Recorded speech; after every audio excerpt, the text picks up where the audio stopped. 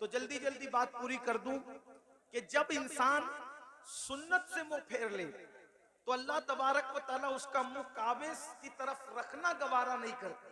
काबे की तरफ मुंह रखना गवारा नहीं करता, अल्लाह जन्नत में उसको कैसे डालेगा? ये दुनिया है।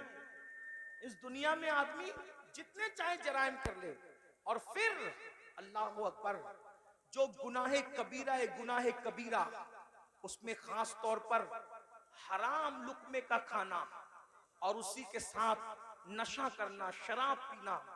आज नशा मुस्लिम सोसाइटी के अंदर सोची समझी साजिश के तहत प्रमोट किया जा रहा है। कौन लोग प्रमोट कर रहे हैं हमें नहीं पता। इंशाअल्लाह हमारे मुल्क की जो इदारे हैं, जासूस इदारे, वो उसकी तहकीक करेंगे। कौन है दुश्मन मुल्क और मिल्लत का, ये बात तय होगी बाद में। लेकिन खास तौर पर मुस्लिम समाज में नशे को प्रमोट किया जा रहा है।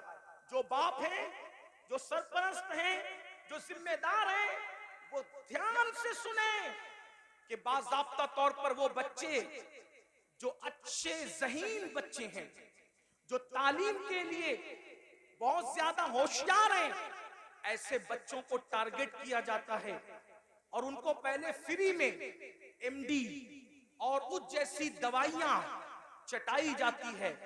उनसे पहले दोस्ती की जाती है, फिर उनको वो चटाया जाता है। एक दो बार जब इंसान उसको चाटता है और फिर नींद गहरी आती है और उसके जो असरात होते हैं, फिर इंसान अब उसको हासिल करने की कोशिश करता है, तो फिर महंगे से महंगे दाम में उसको बेचा जाता है। तो पैसा भी बर्बाद, जिंदगी भी बर्बाद।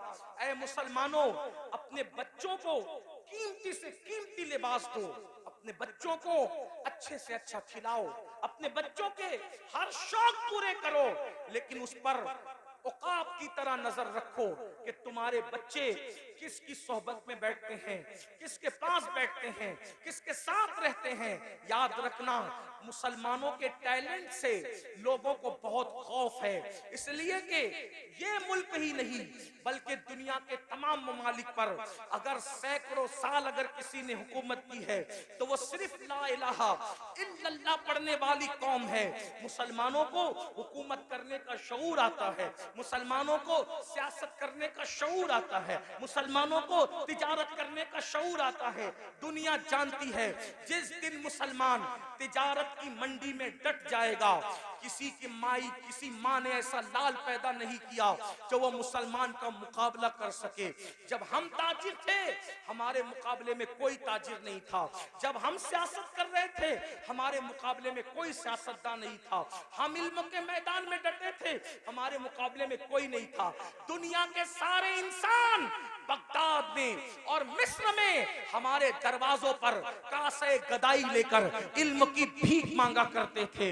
हाँ हाँ, हम ही थे जो लोगों को जागीरे भीख में अता करते थे, हम ही थे जो लोगों को माला माल करते थे। ऐ मेरी कौम के जवानों, लोगों को तुम्हारे टैलेंट से खतरा है, इनको पढ़ने मत दो, इनको आगे बढ़ने मत दो, इनको तिजारत करने मत दो, इनको जो है माश और मैशत की तरफ आगे बढ़ने मत दो, इनको गानों का आदी बना दो, इनको गेम का आदी बना दो, इनको नशे का आदी बना दो, इनको शराब का आदी बना दो।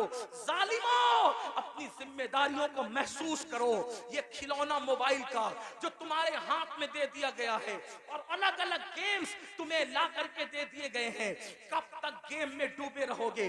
गेम में मुब्तला करने वाले तुम्हारे खैर खान नहीं है, ये तुम्हारे मुस्तकबिल को तबाह कर देना चाहते हैं। नशे में डुबाने वाले तुम्हारे खैर खान नहीं है, ये तुम्हारे मुस्तकबिल को बर्बाद कर देना चाहते हैं। ऐ मेरी कौम के जवानों, हम गेम खेलने वाले लोग नहीं हैं, हम गेम खेलने वाले लोग नहीं हैं, हम तो नाखूने तदबीर से उम्मत की बिखरी हुई जुल्फों को संवारने वाले लोग हैं, हम तो कौमों के मुस्तकबिल को ताबनाक बनाने वाले लोग हैं। नौजवान किसी कौम का सरमाया होता है। अगर नशा करोगे, खुद की फिक्र नहीं होगी, माँ बाप की फिक्र क्या करोगे? नशा करोगे, खुद की फिक्र नहीं होगी, औलाद की फिक्र क्या करोगे? नशा करोगे, खुद की फिक्र नहीं होगी, अपनी कौम की फिक्र क्या करोगे? मुसलमान नौजवानों, हमारा जवान खुद भी बढ़ने वाला है, कौम को भी आगे बढ़ाने वाला है। फिक्र करो, अपनी कौम को आगे बढ़ाओ। जानते हैं, जब तक नशा हमारे समाज में नहीं था, कौम इतनी गरीब नहीं थी। आज एक सर्वे बताऊं, पूरे हिंदुस्तान में मैं हुजूर अलैहिस्सलाम की नालैन के सदके जाता हूं, अमीरों के यहां भी रुकता हूं, गरीबों से भी मेरे ताल्लुकात है। आपको बताऊं, आज हर बाप की शिकायत ये है कि बूढ़ा बाप कमा रहा है, जवान लड़के नहीं कमा रहे। जवान लड़के फजूल घूमते हैं, टी शर्ट पहन लिया, जींस पहन लिया, अच्छी बाइक पर, नंगा नवाब, किले पे घर, यानी उसके जैसा कोई नहीं। मुसलमानों, अपने बूढ़े बाप पे बोझ मत बनो। गेम की वजह से, नशे की वजह से, फजूल दोस्तों की वजह से जो जवान अपने माँ बाप पे बोझ है, उसका तो कोई शुमार ही नहीं। अगर नफली नमाजें भी तुम्हें अपने माँ बाप पे बोझ बना दे, इस्लाम उसको भी पसंद नहीं करता। मैं जिम्मेदारी से अर्ज करता हूँ, हालांकि नमाज मेरा टॉपिक है, मैं जब भी किसी जगह गुफ्तगू करता हूँ, बगैर नमाज की फजीलत के मैं उन्वान मुकम्मल नहीं करता, मैंने अपने ऊपर लाजिम कर रखा है। लेकिन एक बात कहूँ, फारूक आजम के दौर में एक जवान था जो रात दिन मस्जिद में पड़ा रहता था, वो फारूक आजम थे। फारूक आजम थे, किसी की रियायत कभी नहीं की। फारूक आजम ने देखा एक जवान है, रात दिन मस्जिद में पड़ा रहता है। उसको पूछा, तू रात दिन मस्जिद में पड़ा रहता है, तेरे घर का खर्चा कैसे चलता है? ये बता, तेरे घर के अखराजात कैसे निकलते हैं? तो उसने क्या कहा, हजरत, मेरा एक भाई है और वो मेरी तरह मस्जिद में पड़ा नहीं रहता। अजान होती है, मस्जिद में आता है, नमाज पढ़ के फौरन चला जाता है, और वो इतनी मेहनत करता है कि उसके घर का खर्चा भी वो चलाता है और मेरे घर का खर्चा भी वही चलाता है। हम दोनों का बोझ वो उठाता है।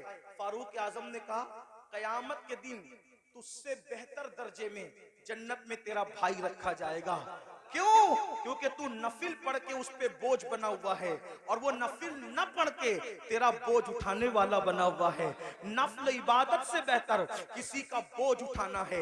आप ये बात समझें मुसलमानों, मेरी कौम के जवानों, मेरी कौम के जवानों, हमारे प्यारे मुल्क भारत में 60% से ज्यादा जवान है। जवान यानी पूरी दुनिया में अगर सबसे ज्यादा जवान किसी मुल्क में मौजूद है, वो हमारे हिंदुस्तान में है।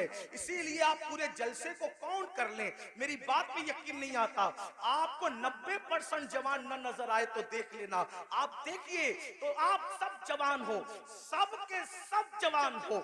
और आपको बताऊं, ये जो उलमा की दाढ़ियां सफेद हो गई है, इनकी दाढ़ियां सफेद है मगर ये भी जवान है, क्योंकि मोहम्मद के गुलामों को बुढ़ापा आ नहीं सकता। तुम सब जवान हो। लोग क्या चाहते हैं, गौर से सुनो, ध्यान से, लोग क्या चाहते हैं? दो चीज, मुसलमानों को जाहिल करो और इनको गरीब करो। गरीब करो, जाहिल करो, फिर क्या होगा? गुर्बत कभी कभी इंसान को कुफ्र तक ले जाती है। जब ये गरीब हो जाएंगे, एक हाथ से रोटी देंगे और उसके बाद कहेंगे ईमान बेचो, ईमान खरीद लेंगे रोटी के टुकड़े पर। अब बिलाल जैसा इनमें थोड़ी मौजूद है जो पिट कर भी दीन पे कायम रहे। जो कौम गाने की दहलीज पर ईमान का सौदा कर सकती है, वो कौम क्या रोटी के टुकड़े पे ईमान का सौदा न करेगी?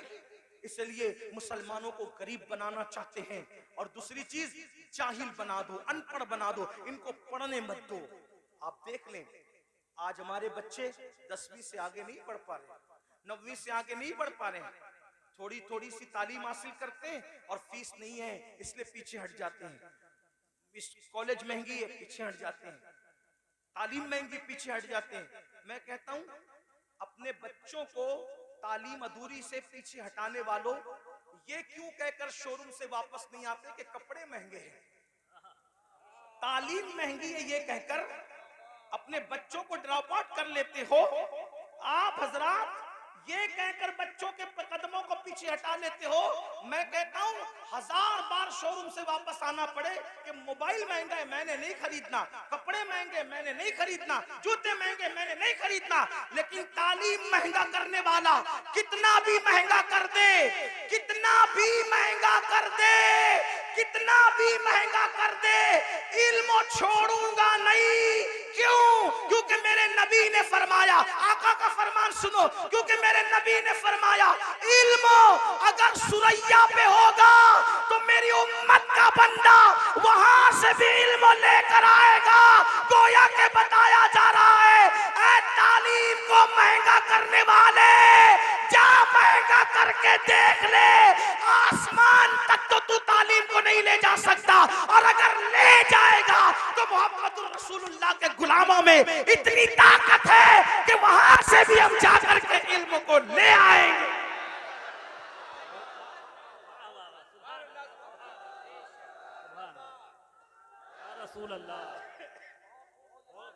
मालदार बनो और एजुकेशन पे मेहनत करो। मैं तो लोगों को ये भी कह रहा हूं, लोग मुझे गाली देते, मुझे लोग जितना गाली देते मेरा वजन उतना बढ़ता है, क्योंकि मैं उन लोगों की परवाह, मुझे ये लगता है कि जन्नत मुझे अल्लाह से लेना है, गाली देने वालों से नहीं।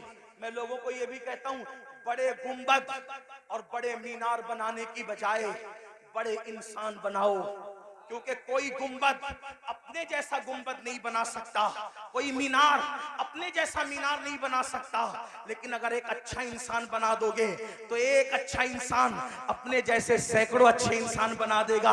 यही तो बात थी ना, रसूलुल्लाह ने हुसैन को अच्छा बनाया था, एक हुसैन ने दुनिया में करोड़ों हुसैनी पैदा कर दिए, एक चिराग से कितने चिराग बने, सिद्दीक अकबर जैसा अच्छा इंसान बनाया, फारूक आजम जैसा अच्छा इंसान बनाया, उस्मान गनी जैसा अच्छा इंसान बनाया, मौला अली जैसा अच्छा इंसान बनाया, अशरे मुबश्शरा जैसा अच्छा इंसान बनाया। इन अच्छों ने, इन चंद अच्छों ने कितने अच्छे अच्छे पैदा कर दिए कि वो दीन के मुहाफिज हो गए। तो मेरी गुजारिश है, देखो एक ताजमहल बनाया शाहजहां ने, लेकिन वो ताजमहल बनने को सदियां बीत गई, उस ताजमहल ने दूसरा ताजमहल तैयार नहीं किया। लेकिन आपको बताऊं, आले रसूल अहमदी ने एक अहमद रजा पर नजर डाल करके अच्छा बनाया, तो उस अहमद रजा ने कितने अच्छे दिए, सदरुल शरिया जैसा अच्छा वहीं से मिलता है, शेरबे शेले सुन्नत जैसा वहीं से मिलता है, जफरुद्दीन बिहारी जैसा वहीं से मिलता है, अल्लाह मुहद्दिस आजम जैसा वहीं से मिलता है, मुफ्ती आजम जैसा वहीं से मिलता है, हुज्जतुल इस्लाम जैसा वहीं से मिलता है। तो पता क्या चला,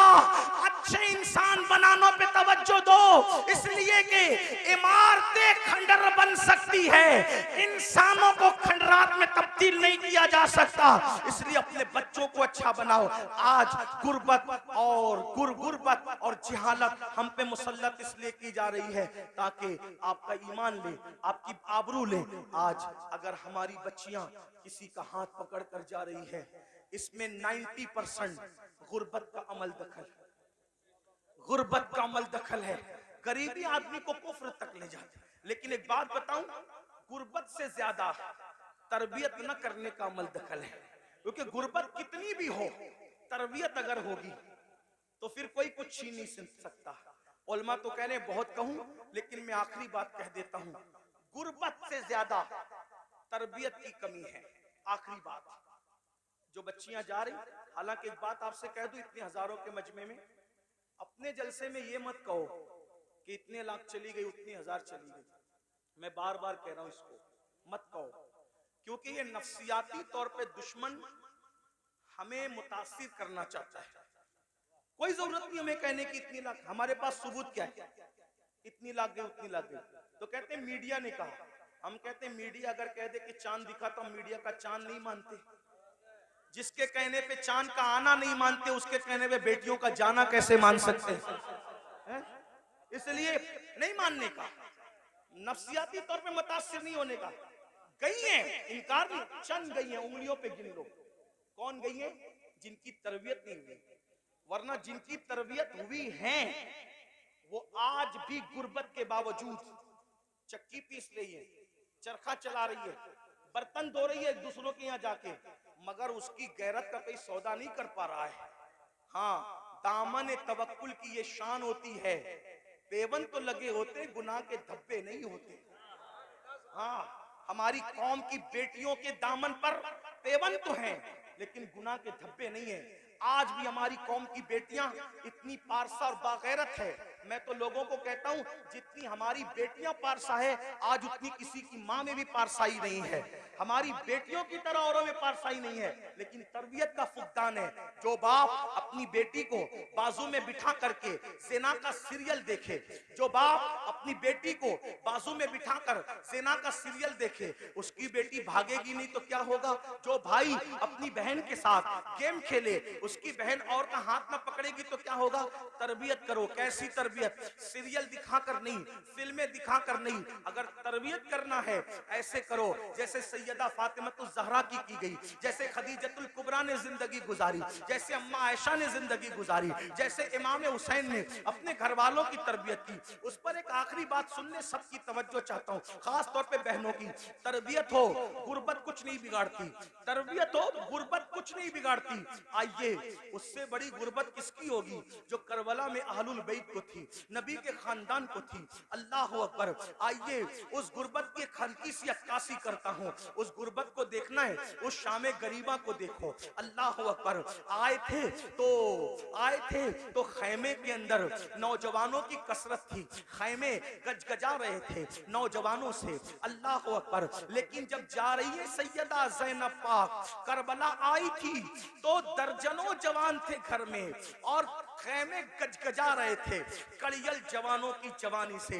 अली अकबर जैसा हम शबी रसूल शहजादा मौजूद है, हजरत कासिम जैसा शहजादा मौजूद है, हजरत अब्दुल्ला इब्ने अली, हजरत अब्बास काजी अब्बास अलमदार जैसा भाई मौजूद है, गरज के खानदान के कड़ियल जवान मौजूद है। लेकिन ज़ैनब सब कुछ लुटाकर करबला से जा रही है। किस शान से जा रही है? अल्लाह अकबर। सब शहीदों के सर काट लिए गए हैं, सब शहीदों के सर काट लिए गए हैं, सब शहीदों के सर काट लिए गए हैं, सर काट कर नेज़ों पे उठाए गए हैं और एक एक लाश पर 10-10 घोड़े मुतय्यन किए गए हैं। अल्लाह अकबर। वो सीना जिसको रसूलुल्लाह हाथ मलमल के सूंगा करते थे, वो सीना जिसको अपने सीने से लगा करके हुजूर अपनी जबान चुसाया करते थे और कभी मौला हुसैन की जबान चूसते थे। आज अल्लाह अकबर, उस सीने पर से कपड़ा हटा करके, बल्कि उस सीने पर रखे हुए कपड़े निकाल करके इमाम अली मकाम के जिस्म और शहीदों के जिस्म से कपड़े भी निकाल लिए गए और कपड़े निकाल करके एक एक लाश को 10-10 घोड़ों से कुचल दिया गया। घोड़ों से लाशें कुचली, लाशें कट पिट गई। अल्लाह अकबर। ऐसे आलम में अल्लाह अल्लाह शहीदों की कटी पिटी लाश से जब 12 या 13 मुहर्रम को सैयदा ज़ैनब कुबरा निकलती है तो किस शान से निकलती है?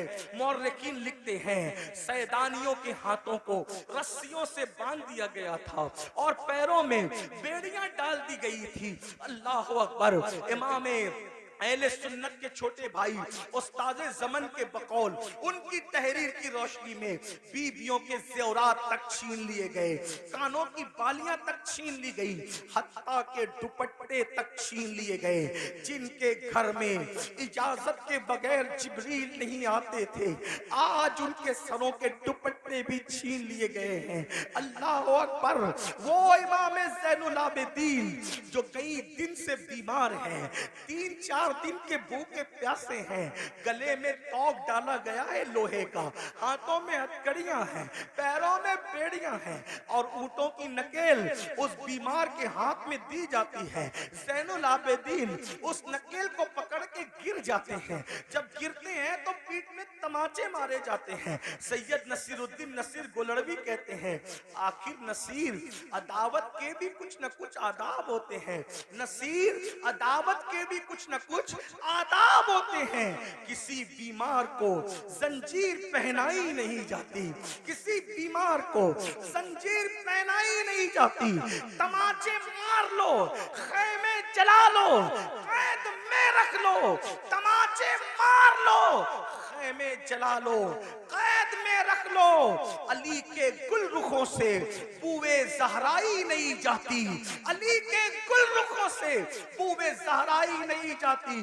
सोचो, गौर करो, ये करबला है, इस खानदान पे कितना जुल्म हुआ है, कितना मजलूम है ये खानदान।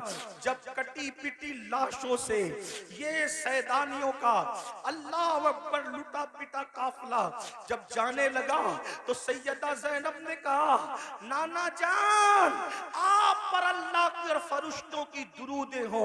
उस हुसैन को देखो जिसके लिए आप सजदे तवील करते थे, जिसके लिए आप सीने पे चढ़ाते थे, जिसे कंधों पे उठाते थे, आज उसकी कटी पिटी लाश को कफन तक मयस्सर नहीं है, उस पे खाक उड़ रही है। जब आपने रोया, आपके रोने को देखकर अपना बेगाना सब रो पड़े।